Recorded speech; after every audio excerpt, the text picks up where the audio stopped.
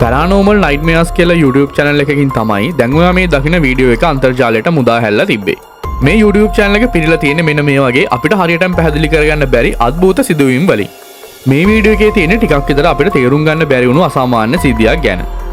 ගෙදර ඉන්න පිරිමි එක්කෙනාට මහරය අමුතු බඩගින්නක් හැදෙනවා. ඉතින් පුදුමයට කාරණාව කියන්නේ මේ හැදුණු බඩගින්න නන් නෙවෙයි.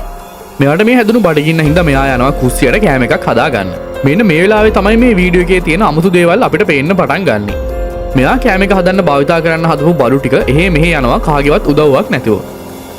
මෙයා පළවෙනි සිදුවීම මේක ගණන් ගත්තේ නැති වුණාට මෙයා අවසානයේදී කලබල වෙනවා.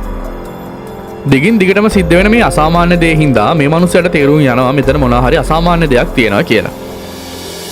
කොහොම වුණත් මේ සිදුවුණු අසාමාන්‍ය දෙයට තාමත් නිශ්චිත හරි පැහැදිලි කිරීමක් දීලා නැහැ. ආයේ බලන්න මෙන්න මේ වීඩියෝ එක ඔයා හොඳට.